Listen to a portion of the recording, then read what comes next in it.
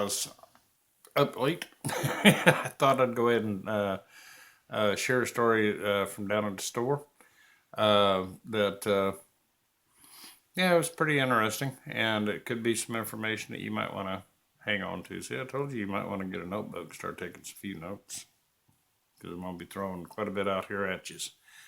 Too much time on my hands, folks. So let's get on about it.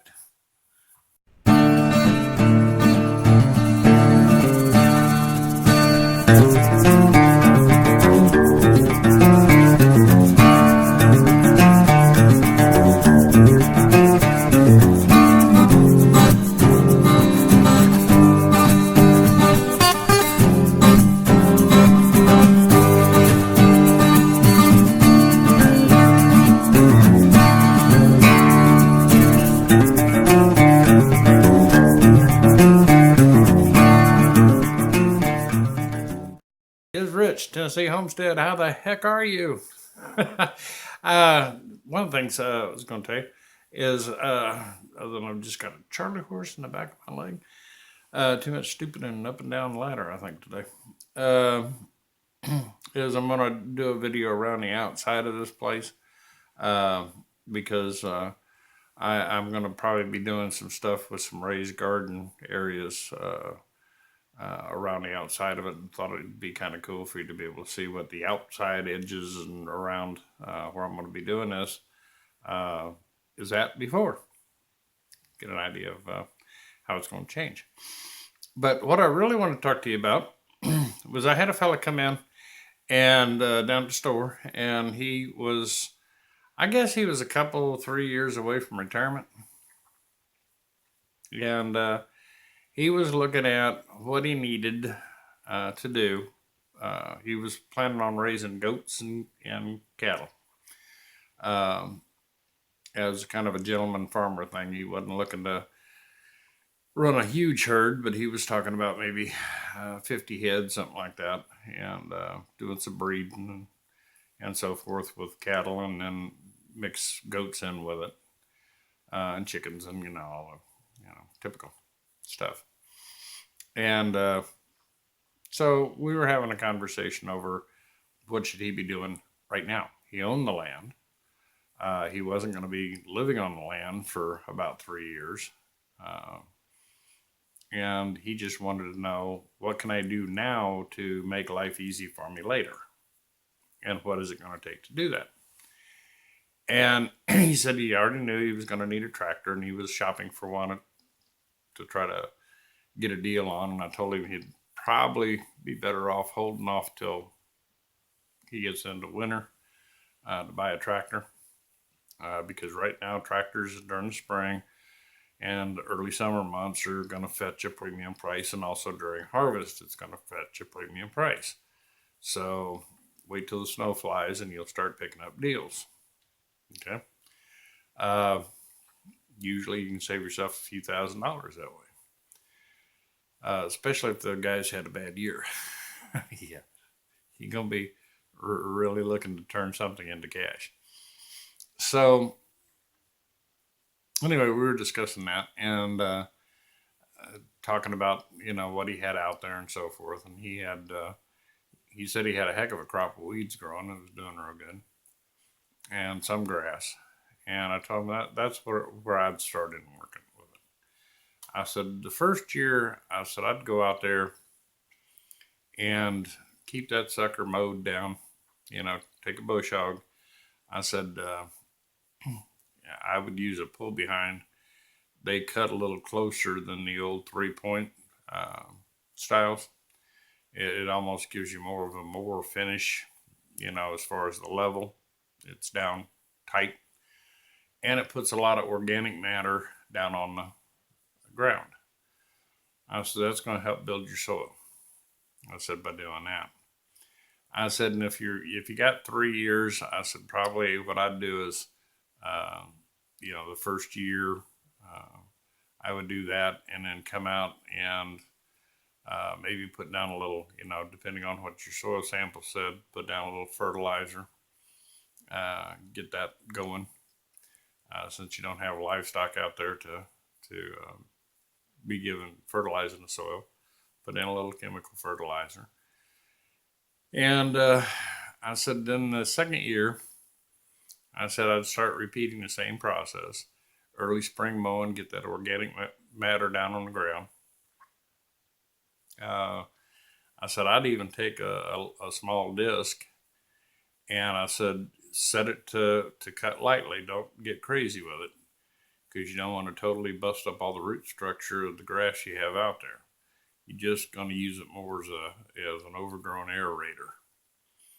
Hit that, and then put a spreader on the back of your tractor and hit on out there and throw some seed out.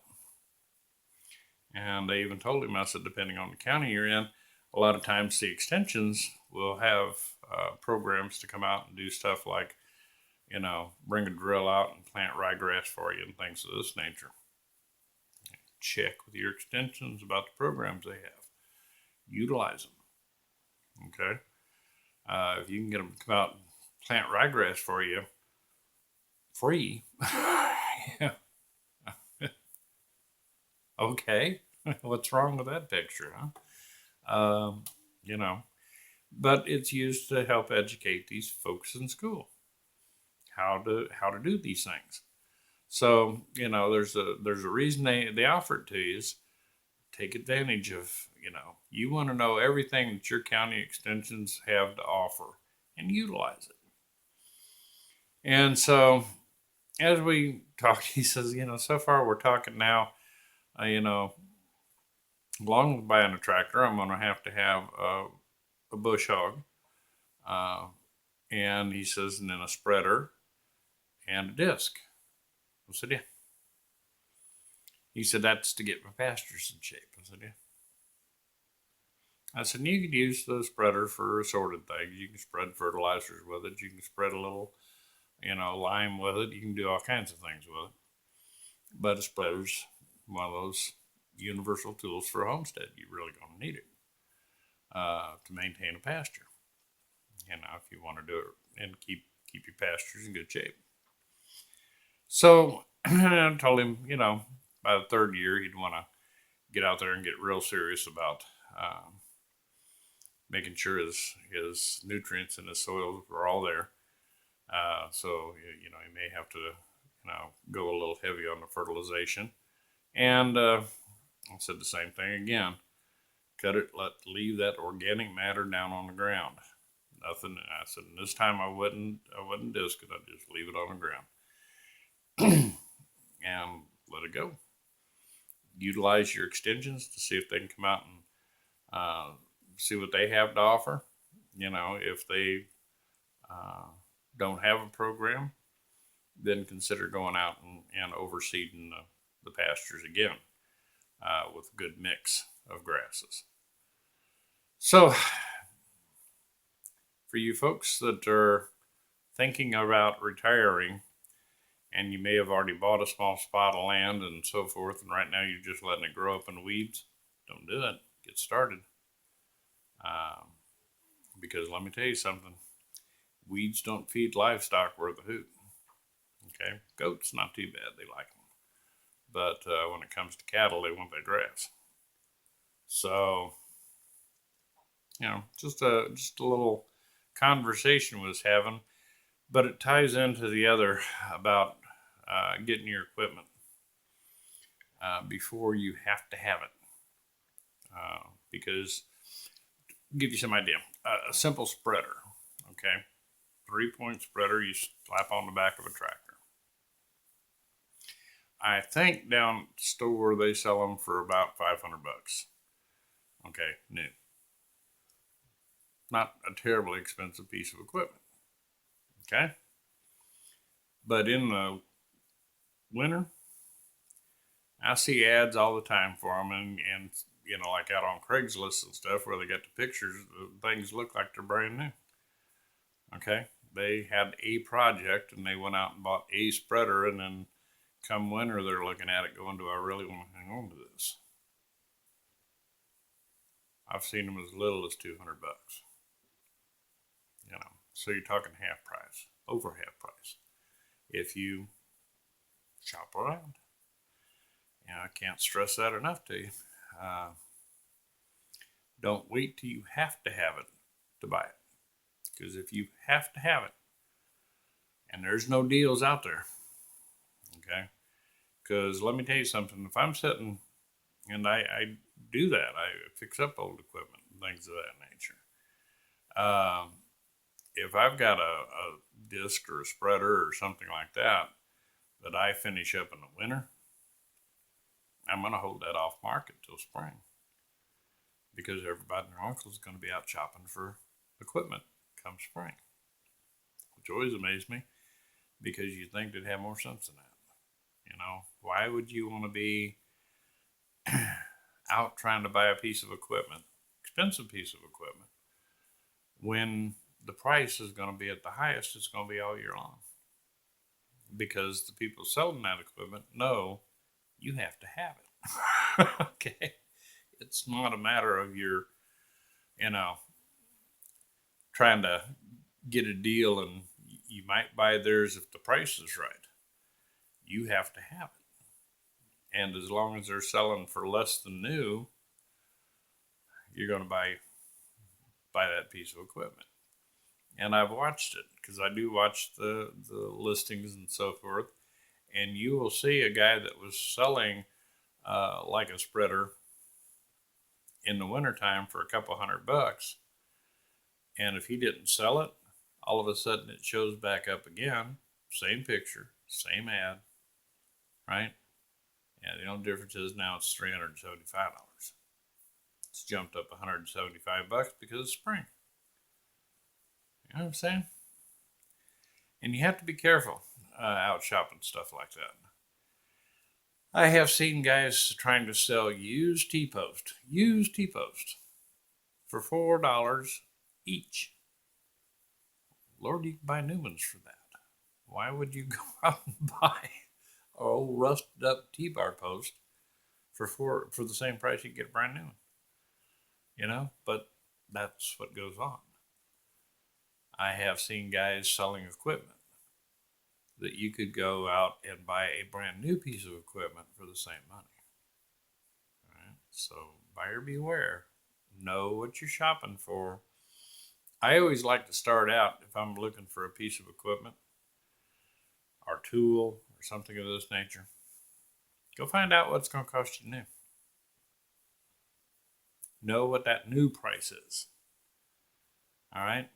And then gives you at least a starting point for a foundation of pricing when you're looking for used equipment. If you know that a piece of equipment is going to cost you, let's say, $400, and you go out and look at a used piece, you may have some blades that need to be replaced or bearings or needs a paint job or it's a rusted nasty mess and everything's dull on it and blah, blah, blah. You in the back of your mind can start calculating out how much is that going to cost me to fix it? What's it going to cost me to sandblast it and paint it to where it looks like a new one? And when you start totaling all that up, then you come to a price that you're willing to pay him for that piece of equipment to where it's still under new, but in the condition of new. Okay? Something to think about. But if you're starting out and you're going to retire soon and you've already got your land, start preparing your soils now. And you're not going to be preparing your soils, but just letting it sit idle. If nothing else, get it bush hogged.